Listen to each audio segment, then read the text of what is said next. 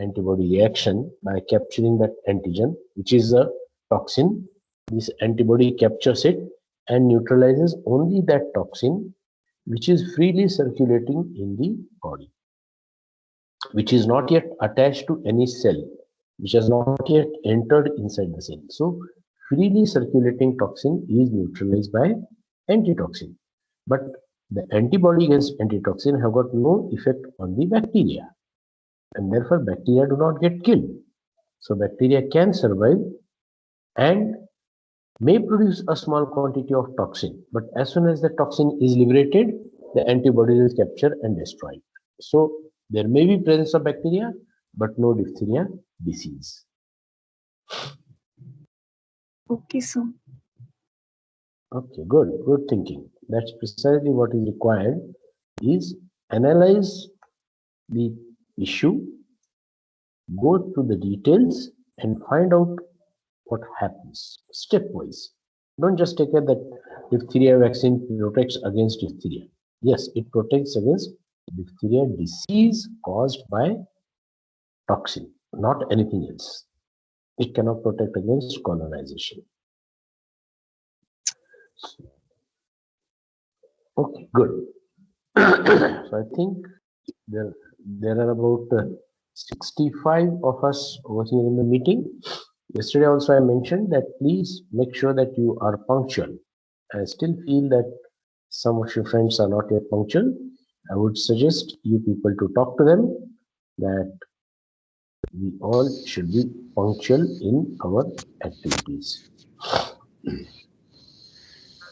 So till yesterday, we had seen about what is pertussis, what is the etiology of pertussis, what are its virulent factors, what are different toxins, what are different adhesins which lead to inhibition of the cilia of the respiratory epithelium, which lead to entry of the organism inside the macrophages, which prevents phagocytosis, which suppresses cell-mediated as well as antibody-mediated immunity. It also suppresses to some extent the innate immunity by inhibiting phagocytosis, and how it stimulates sensitivity to histamine, excess secretion of insulin, which leads to hypoglycemia, and effect of histamine leads to bronchospasm, vasodilatation. Along with that, there is a pressure effects because of the lymphoid tissue around the respiratory channels, as well as the mucus and the dead epithelial cells, which form a plug and block the bronchioles. So all this leads to the respiratory distress, inability of the child to inspire, to inhale, and to oxygenate. There is repetitive irritating cough, which is dry, which is not associated with sputum. Nowhere we mentioned sputum in this particular condition because it's all very dry, irritating, hacking cough, which exhausts the patient, leads to protein calorie malnutrition, and predisposes the child to various other infections, and also stops or prevents the child from attaining the milestones of growth. And all this has led to thousands and thousands of deaths of children, either directly because of the effect of pertussis, or more commonly because of the secondary infections leading to pneumonias, and also to a great extent by overall decreasing the immune status and nutritional status of the child. And therefore, it's important for us to be able to identify and diagnose disease as early as possible. Unfortunately, the patient is most infectious in the incubation period and in the early period of catarrh, where the signs and symptoms are not very indicative of whooping cough. So early diagnosis is difficult. Once the patient develops whoop, diagnosing him after that does not prevent much spread of the disease, because by that time the infectivity has gone down to quite some extent. So we need to prevent the spread of disease. We cannot prevent by ordinary ways, by person-to-person contact, because of overcrowding, because of poverty, because of lack of hygiene and education. So the way left with us is vaccines. Vaccines are useful because we can choose and select the time and dosage of vaccine in anticipation and prepare our body well in time to combat an infection if and when it occurs. So it's a proactive measure. It's not a reactive measure. Giving antibiotics is a reactive measure, but giving vaccines is a proactive measure. And it's found that this is the most successful, most economical, and most widely used or usable way of preventing any disease. That's the reason we are waiting even for the vaccine against COVID-19.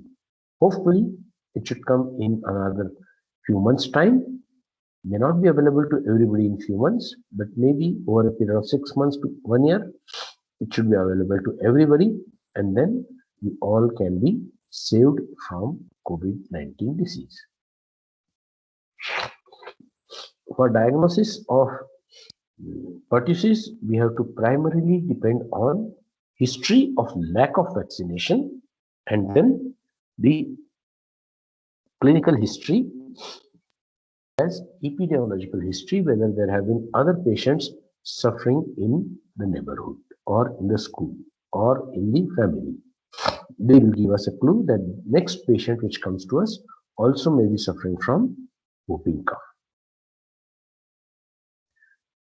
To treat, we may treat with the antibiotics and supportive care, but what we are going to look at today is vaccination for prevention of pertussis. Pertussis has been an age-old disease. It has killed billions and billions of children, and the first time a vaccine was prepared against pertussis was in 1930.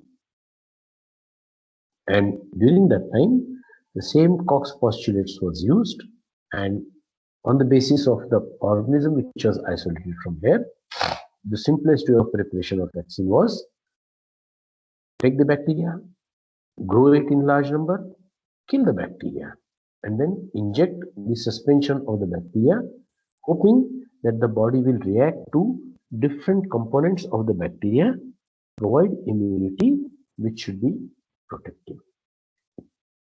That was the beginning of the wholesale vaccines. And such vaccines were used very effectively against a large number of diseases. Why this approach was taken at that time? Because we knew only that this bacteria causes this disease.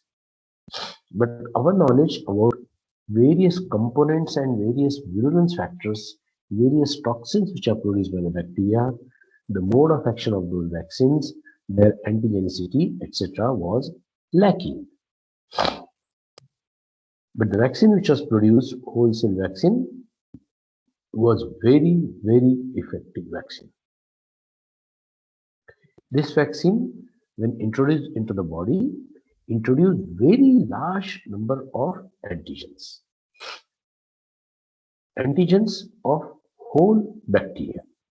That include antigens which are present on the fimbriae, antigens present on the pili, antigens present on the megalutinins, antigens present in the cell wall, lipopolysaccharides, intracellular components, as well as some of the cells were in the process of producing toxins, or the liquid medium in which the bacteria were grown were also having toxins which were released by the cell. So it contained whole lot of mixture, khichdi, everything which the bacteria could produce, everything which bacteria could produce while alive, everything which is released when the bacterial cell dies and lyses was there in that soup. and that soup was given as injection. Now what happened with that was very large number of antigens were injected into the body, and body started producing large number of antibodies against almost all those components which were antigenic in nature. So huge amount of antibodies were produced, and those antibodies could act on different components of the bacteria. The result was, as soon as a patient who has been vaccinated adequately with whole cell vaccine got an infection coming through the throat or nose, and as soon as the bacteria lodged into nose or throat, the antibodies will start pouncing on it and would start killing the bacteria. So whole cell vaccine was useful in giving wholesome immunity against the whole bacterial cell. The result was, people who were given vaccines did not get colonized with pertussis bacteria. Wonderful. And therefore, they were not able to spread the bacteria to other people. Unlike what Dahiti just now mentioned, that after giving diphtheria toxoid vaccine, the person will be resistant against the disease, against the effect of the toxin, but will still be able to harbor the Corynebacterium diphtheria, and therefore can be a source of Corynebacterium diphtheria infection for those people who have not been vaccinated and who do not have antibodies against toxin. So they can be susceptible to diphtheria. In case of whole cell vaccine against pertussis, this particular thing was not happening. So wonderful vaccine we had, which provided neutralizing immunity. This term you need to understand. Neutralizing immunity is that immunity which will, or sterilizing immunity is that immunity which will eliminate or will not allow the organism to come in the body at all. Wonderful. But why did we not continue with that? It's because this vaccine, since it was introducing very large number of antigens in our body, variety of antigens, there was a lot of conflict occurring in our body between the antigen and the macrophages, processing of the antigen in the lymphocytes, in the B cells. There was a rush to produce variety of antibodies, and there was a rush which led to lots of inflammation. So the children who got this whole cell pertussis vaccine usually had 2 or 3 important side effects. These side effects were local pain, severe pain because of whole cell vaccine, because of inflammation, redness locally, swelling locally, which would last for maybe 3 days or 4 days or so. Some people would get high grade fever also. And a small number of people, 1 in about 50,000, would get encephalopathy. That was the biggest challenge. Now, this is a situation where we need to look into cost-benefit ratio. The vaccine is able to save 49,999 children, or at least 70% of them. So you can say 40,000 children from pertussis, will reduce intensity of pertussis in another 5,000-10,000 people, but 1 odd child is likely to develop severe side effect. In 1930s, when there were no antibiotics available, when there was no treatment for pertussis available and children used to die and suffer, it was considered that this is a risk which we should take. In order to protect 40,000 children, we were ready to accept side effect in 1 child. 1 in 50,000 chance is a very, very rare chance. But for the person who gets affected, it's a very heavy price to pay. There is one video link YouTube link which I have uploaded on the Teams. I would suggest you to carefully watch and listen to, carefully, extremely carefully, because if you just watch it carelessly, partially, you may get away with a very different message than what we are trying to tell you. So wholesale vaccine was advantageous in protecting large number of people, but was having some minor side effects and very rare major side effects. But one advantage was that wholesale vaccine gives lifelong, almost lifelong, more than 10 to 15 years of immunity.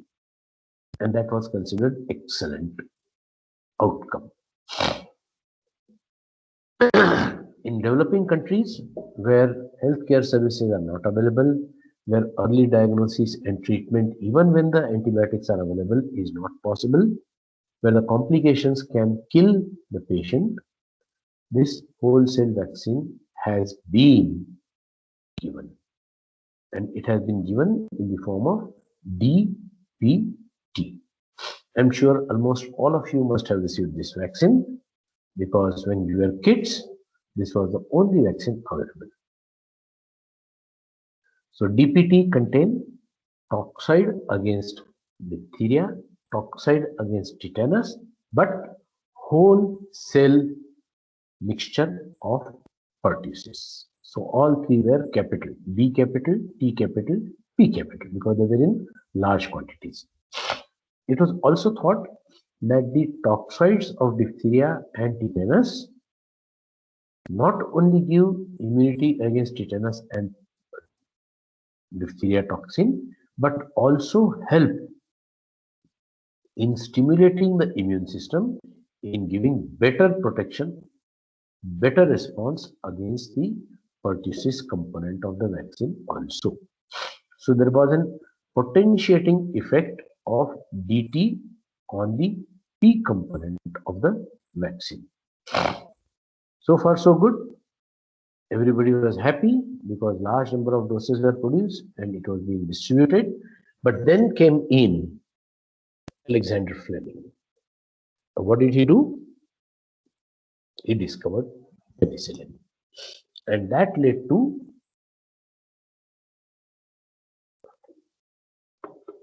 discovery and invention of number of antibiotics.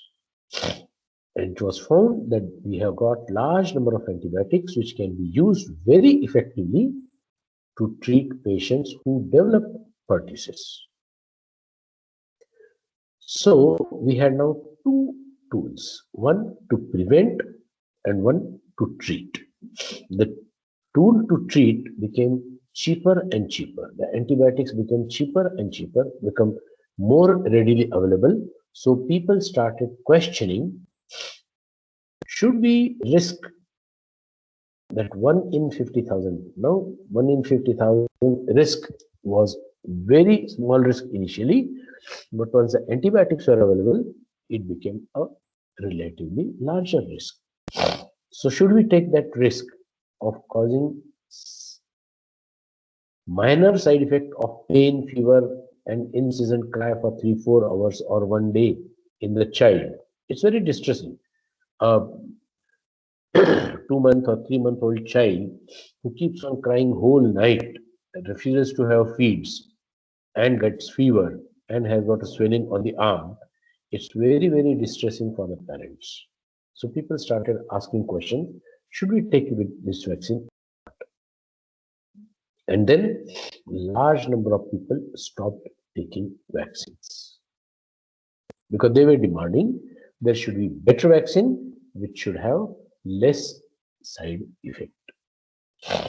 By then, our understanding of the bacteria improved. By then, we were able to isolate, identify the various virulence factors and the toxins which were present in the bacteria, and we could identify and understand the pathogenesis of the disease that the problems which are associated with pertussis disease are not because of bacteria, but can be because of the various components which we call as toxins.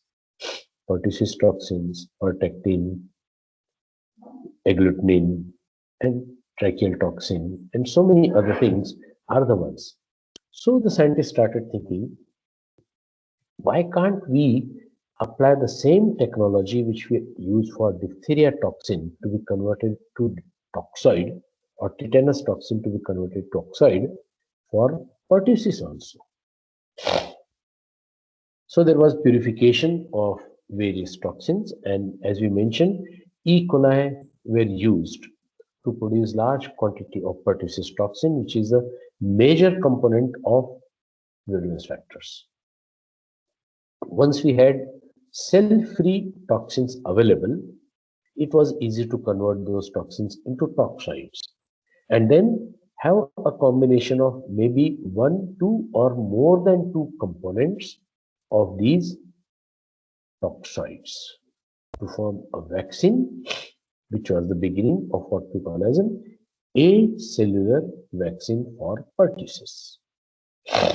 So the need to grow the bacteria and crush the bacteria and make a soup out of that was no more. We could get pure forms of the toxins, we could convert them into toxoids, and then different companies started producing vaccines containing only two toxins or two toxoids, or them containing all four toxoids. The ones which contained only two toxoids had relatively lesser side effects.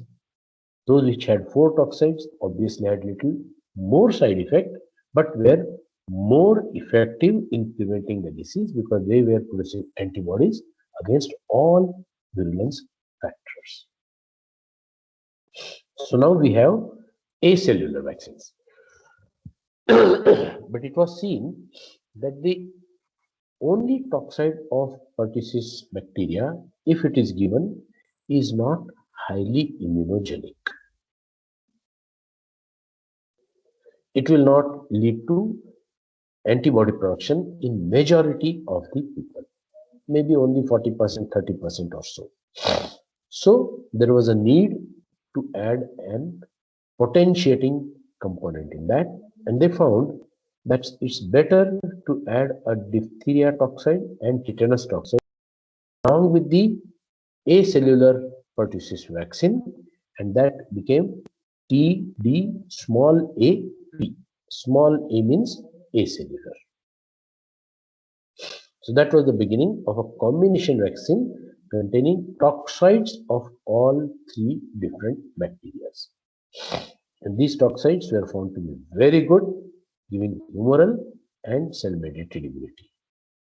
So, in all developed countries where there was a resistance to wholesale pertussis vaccine, resistance to DPT vaccine, the governments started giving acellular vaccine. So DT small AP has become the standard vaccination in United States, most of Europe, Scandinavian countries, Australia, and most of the developed countries. The disadvantage of this vaccine is that it's a costlier vaccine, much costlier as compared to DTP, because you need to produce 4 different toxins in purification and then combine them after making them inactive, potentially less harmful by making them only antigenic but non-virulent, and then combining them in adequate quantities to make sure that there is a proper proportion of that. That means lots of research, lots of development, lots of infrastructure, lots of careful planning and preparation, and storage and distribution is required. But one advantage is that since it does not contain any live cells, this can be stored much more easily than these other vaccines. So this is how the acellular vaccine started. But over a period of about 10 years, 15 years of giving this vaccine, this started in 1980s.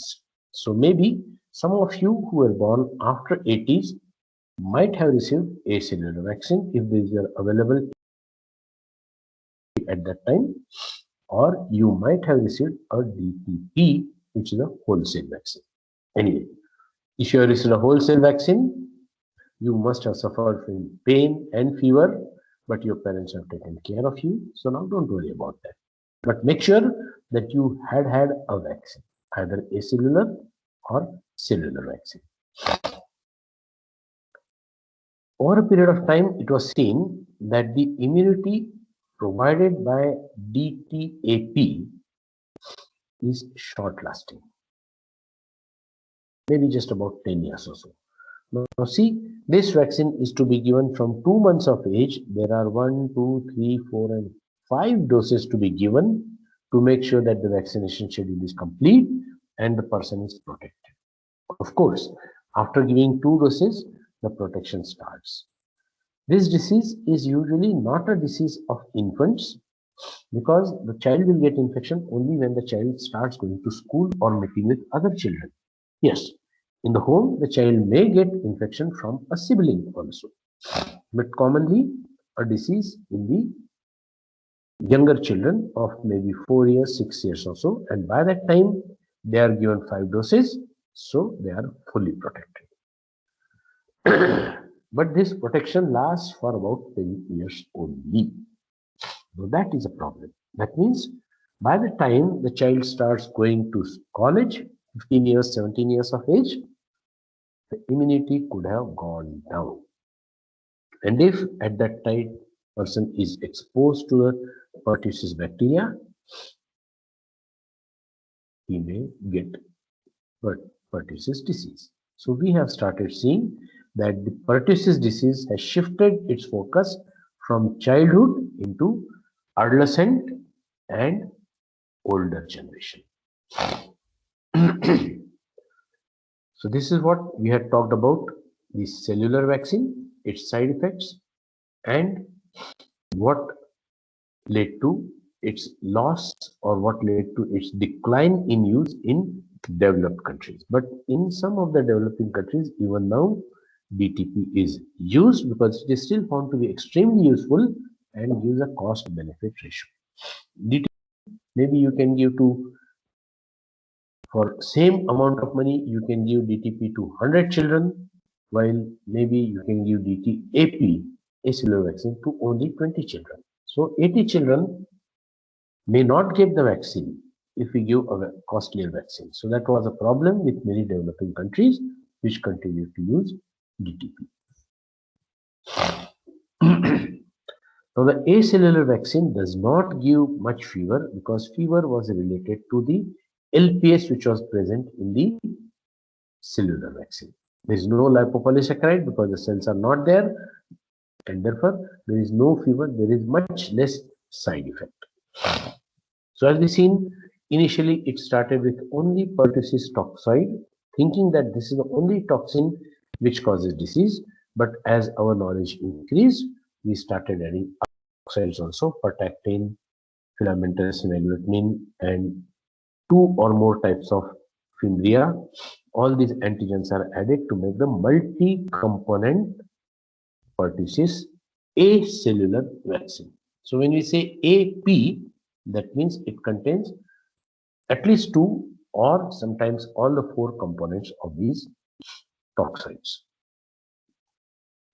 Costlier vaccine, so used in developed countries. And in developed countries, the incidence of side effects also reduced, incidence of Pertusis also reduced. One more development occurred was that if we are giving a vaccine which is protecting against 3 diseases, why not add 4th one? So a vaccine component of influenza also was added to it, and now we have got a pentavalent, and we also have got another vaccine which has got 1 more antigen added to it. Which is that antigen? To find out. So we have got now DT small AP, where diphtheria and tetanus toxoid is in large quantity, and Pertussis antigen also is in large quantity. This is given for the children. There is another one. If you read your book, you will find small a, small p, and small d, or you can say T capital, small d, small a, small p. That means lesser quantity of diphtheria toxide and acellular pertussis toxins. For the younger children, higher dose of toxide is given, and for the older population, lesser dose of toxide is given, because it is seen that if you give a higher dose of toxide, there is more side effect in older population. Very interesting.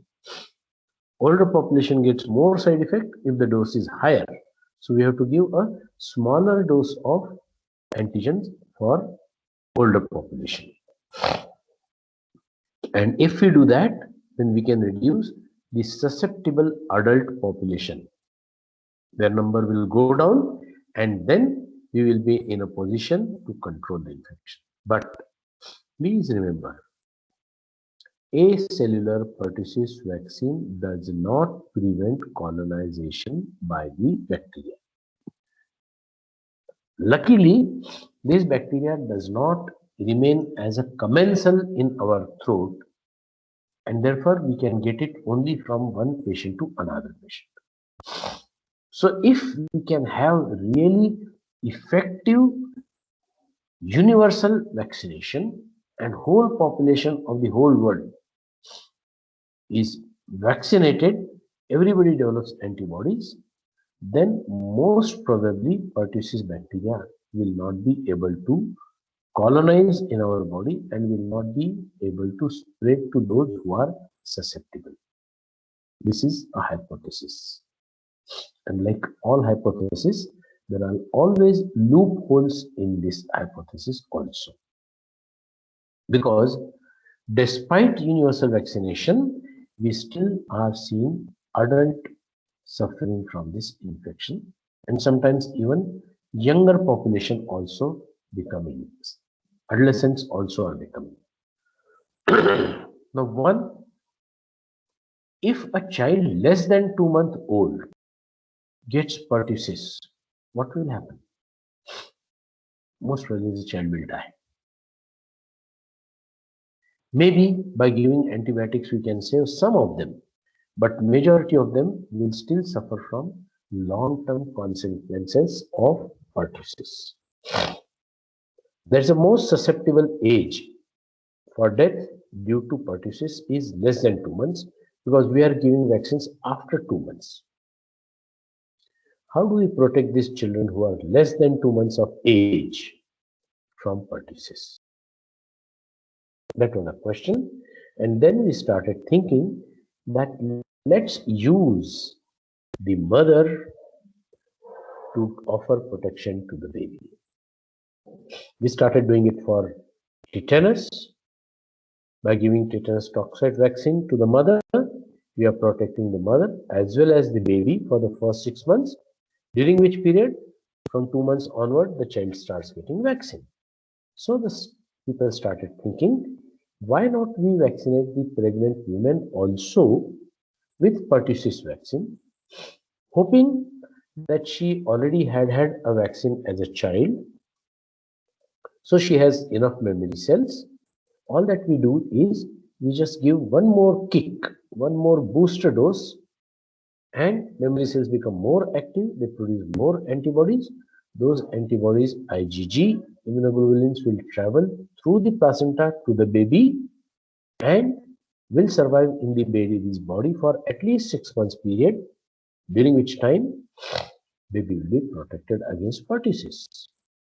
And from 2 months onwards, we'll start active vaccination to the baby, which will lead to active immunity in the baby, which will take care of pertussis in the beyond 2 months period. Wonderful. It won't. So these days, in all developed countries, all pregnant women are also advised to take pertussis vaccine, and they are given now capital D, small t, capital T, small d, small a, P vaccine. That means Tetanus dose is full dose because they won't need to be protected against tetanus also. But diphtheria toxoid is a small dose because as immunostimulant, immunomodulator, and acellular pertussis vaccine. So around 27th week or around that time or anywhere beyond that, the mother should be given, but mother should be given at least 4 weeks before the delivery, the pertussis vaccination, so that she develops adequate antibodies and protects the baby. Wonderful. This is called lateral thinking. One shot of vaccine and you're protecting 2 lives, mother also as well as baby. One shot, you're protecting against 2 diseases, tetanus also, pertussis also. One shot, you are perhaps protecting against 3 diseases because mother would have received her diphtheria toxoid also earlier. So giving this small dose of diphtheria toxoid will also stimulate antibodies against diphtheria. So maybe the babies get protected against not only tetanus and pertussis but against diphtheria also. Does this vaccine interfere with the other vaccines like H influenza and hepatitis? Well, there have been lots of studies which have shown that it does not influence. We can combine the Haemophilus influenza vaccine along with this, or we can give it separately, and immunity to all of them will be developed. This protecting the baby through pregnant woman concept is now spreading, and we are looking for more and more vaccines which can be given to the mother, which will protect the newborn. So now your job is to find out which are the vaccines which a pregnant woman should take. Not only tetanus toxoid, but something else. So make a list of those vaccines, because in your family, amongst your friends, there would be women who are planning to become pregnant or who are already pregnant and who are about to give birth to the babies. You can advise them to take these vaccines so that their babies are also protected.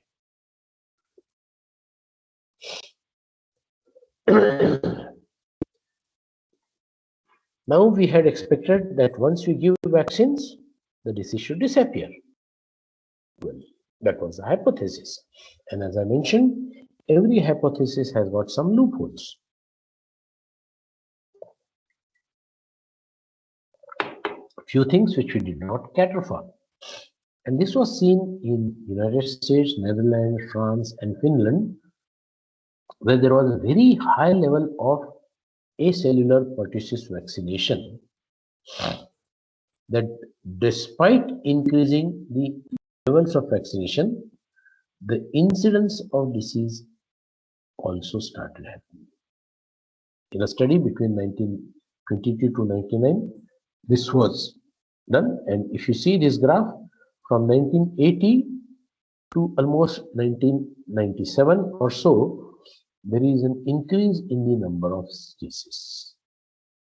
So earlier, from 22, there was increase in the number of cases till about 30 or so. When the vaccine came in, when large number of vaccines were given, there were fluctuations because some people took vaccine, some people did not take vaccine. And by 60s, 70s, the incidence of pertussis has come to almost negligible level. But on 80 onwards, this incidence increase is happening. Is it that the vaccine which we are producing were poor? No, vaccines were excellent. So what troubled scientists was to see why this particular thing is happening, and what they found was that the bacterial population has now changed. The bacteria which were causing pertussis had evolved, had mutated, had changed significantly, and they were producing certain other types of toxins which were disease. Did it happen because there was a vaccine pressure on the bacteria? Did it happen because there was an antibiotic pressure on the bacteria? Why this antigenic divergence occurred? Does it naturally happen or did it happen because of the vaccination? We still do not have the answers to this question. But perhaps both things have been effective, that giving vaccine has reduced the spread of the bacteria, and therefore bacteria has evolved some way, allowing its own spread by causing disease. And there has been antigenic divergence. So what it leads to? It leads to that we need to keep a track of the organisms which are causing disease in our community. We need to analyze them. We need to see what changes are happening in them, and we need to produce vaccines which will give us advantage over the bacteria by providing immunity against these changed strains of bacteria. We have to be one step ahead of bacteria if we want to consolidate and continue to have the advantage which we have by vaccines. Does it happen in other vaccine generated diseases or vaccine prevented diseases? Any guess? Is the same vaccine useful throughout the world, or do we require different vaccines or different bacteria? Well, as long as it is because of one single toxin like diphtheria toxin or tetanus toxin, there is not much change. But whenever a disease is being caused because of variety of virulence factors, variety of toxins, variety of other components of the bacteria which play a role in causing disease, over a period of time, because of vaccine pressure, because of antibiotic pressure, because of change in the population, we will see changes in the organism, changes in the virulence of the organism, changes in the way in which the organism will spread, and changes in the disease process caused by the organism. Now this puts a big responsibility on us in developing country, particularly where pertussis is still quite common. That we might have a situation where we might have vaccinated people, but they may still develop disease. If it happens, it will have one very, very severe bad implication. And that implication is people will lose faith in vaccines. People will say, oh, I've seen so and so has taken this DTAP vaccine, 5 doses from 2 months onwards, but still that child developed pertussis. These vaccines are useless. Not only this vaccine, all other vaccines which the government gives are useless. And that can lead to sudden surge of various other diseases for which people will start declining taking vaccines. Even today, vaccination is a voluntary activity. You make the vaccines available and expect people to take vaccines. In some countries, they have introduced the laws that if the child has not taken a vaccine, the child will not be allowed to enter the school. But not in our country. So we need to still continue to culture and isolate Bordetella pertussis and other pathogens from our patients. Keep on studying them to see if they are changing, so that we can take some steps to introduce newer, better vaccines against those diseases. So laboratory still plays a role. We need to isolate the bacteria. We need to study the bacteria.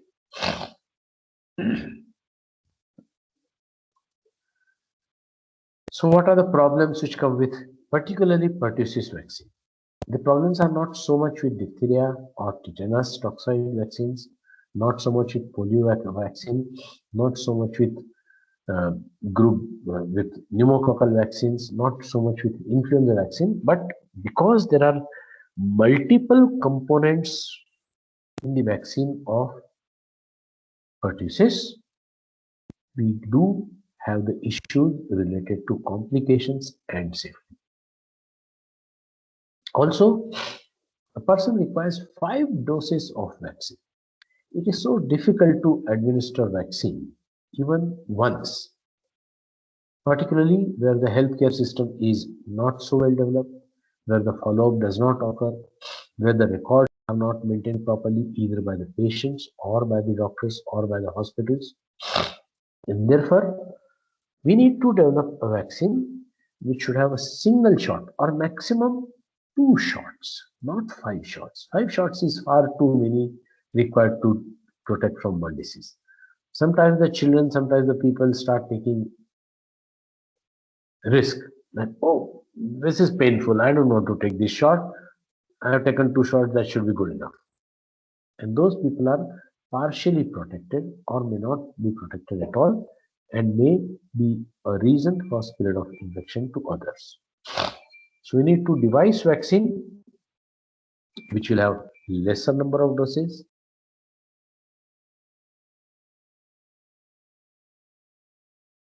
which will give immunity for the lifelong, even amongst the adults.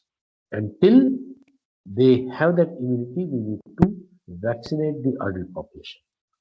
That means all of you need now to take Pertusis vaccine. So how many of you are ready to take this vaccine?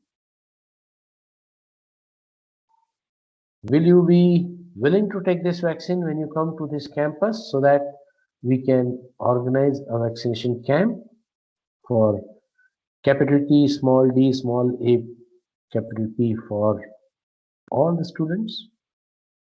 Maybe we will require only 1 dose to boost your immunity. But are you ready to take that? I want your response. I'll wait for your response. Tell me, what is your comment? Are you ready to take that vaccine once you come to campus? Give a frank opinion. Are you afraid of taking this injection? It may lead to some pain locally. It may lead to a little bit of fever for a day or two. You may not be able to play badminton with that arm, or if you're taken in the left arm, you may not be able to sleep on that side that night because it will hurt over there, maybe for a couple of days. So how many of you are willing to take this vaccine? Raise your hands. You got a raising hand option, so raise your hands. Okay, 2, 3, 4, 5, 6, 8, 10, 12, 14, 17, 18, 19. Good, good. You are progressing well. So you have understood why it is important to take vaccine, even if it causes a little bit of discomfort. So my advice to you is, before you come on the campus, either have your vaccination done, or when you come to the campus, we will organize a vaccination camp for all of you to have Pertusis vaccine as well as diphtheria and tetanus vaccine so that you are protected. Oh, good response, 48 plus, wonderful. But for Pertusis, we'll have to keep in mind that there could be strain variability in different locations, but hopefully most of the strains present on our subcontinent will be common and will afford same protection. So what do we conclude from here? That Pertusis is not only a disease of childhood, Pertusis is re-emerging amongst the adults and adolescent population throughout the world as the vaccination rates are increasing. Now, this is a contradictory statement. On one hand, we encourage people to take vaccines so that the disease incidence decreases. Yes, higher vaccination rates are decreasing the disease in the childhood, but they are increasing the disease amongst the adults. We earlier never used to see disease amongst the adults or adolescent because wholesale vaccine used to give a long-term protection, or they would have developed the disease in childhood and would have developed long-term immunity. But now with acellular vaccine, we need to be careful, we need to revaccinate them, and we need to also work to develop better, more affordable, more acceptable vaccines. So that brings us to the end of this talk on pertussis. The clinical manifestations are so severe that we must avoid them at any cost. Even at the cost of 1 in 50,000 child developing long-term complication, we should be able to protect 40,000 other children.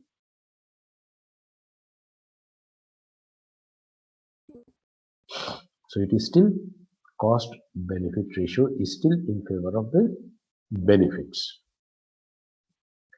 Here are some of the references for you to read, and hope every child remains safe, enjoys. And this is a long list of references where I have tried to find out various things which I have included in this talk about various toxins. So these are the people who worked on various toxins. Someone worked on adenylyl cyclase toxins, some on other valence factors, some on sensing mechanism, environmental sensing, and so many. I read most of these references with the idea that I could give you an overview of pertussis as well as give you something which will stay with you and you can enjoy, you can remember, and you can practice it. So that brings us to the end of. Yes, Neha, you want to ask something?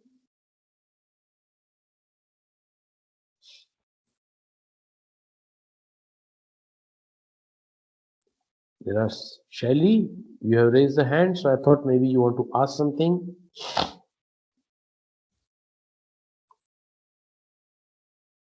If anyone wants to ask anything, please feel free to ask any questions. But I see over here that yes, most of the participants have raised your hands, and therefore I hope that you either take the vaccine and bring a record that you are taken a vaccine, or once you come over here, we'll organize a vaccination camp. If you think there is a requirement, some of you are not vaccinated against other diseases, we can even plan vaccinations for other diseases also. Hopefully, we will have a vaccine against COVID also by then. One of the questions for you from this is, are there strain variations or changes occurring yearly or more frequently so that vaccine which is produced in 1 year is not effective for the next year? Is there any such condition? Is there any such infection where the organism is evolving, changing, mutating so rapidly that we need to keep on making new vaccines every now and then? Which condition and which vaccine? That is homework for you people. So any doubts, any questions to discuss so far? Once you watch this video, YouTube video which I have given, vaccine rule, it will make you think that this vaccine is useless. You should not give this vaccine because it is so harmful. But always think about the cost-benefit ratio. Sometimes such videos can jeopardize the success of prevention programs because the people will see only one side of the story, because that is propounded by for increasing the TRP of various channels. Recently, we had a news item where someone had said that one of the vaccines which has been for COVID, which is being manufactured in India, one fellow who was in a trial, he has claimed that he has suffered from severe depression and severe things, and he has filed a case for 5 crore rupees of compensation from the company which is manufacturing that vaccine.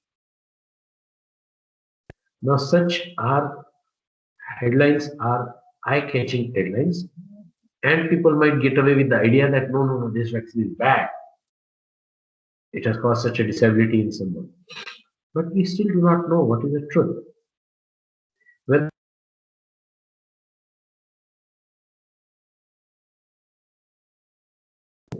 the effect on him might have been because of the placebo, might have been because of his own inherent or because of some other conditions.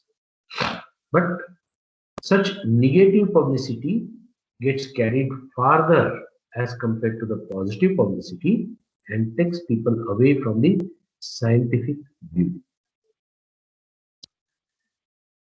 Everybody is likely to fall to this particular trap, including presidents. One huge, big, egoist president fell into the trap and started saying that you should inject disinfectants in the bodies so that people will not get COVID-19. Does anyone remember him? Yes. Who was that? Who said that? That people should inject antiseptics, disinfectants into their body so that they will not get COVID. Who was that? And he said it in a conference with his medical advisor sitting next to him, and medical advisor, what the hell is my boss talking? Donald Trump. Yeah, yes, Donald Trump. You can expect anything from that man. So we as doctors, we as students need to educate our patients that whatever information is available, analyze that information properly, understand the implications, and understand what is its importance for you, and advise them accordingly whether they should take the vaccine, whether they should not take the vaccine, whether they should wash their hands, whether they should use the mask, or whether they should not follow the guidelines. It's for us to do. So thank you everybody. That brings us to the end of today's talk and my talk on pertussis. In 2 lectures, we covered lots of things. I hope this will act as a background knowledge for you to study other respiratory diseases also and learn about them and practice medicine to prevent and protect your patients. Thank you very much.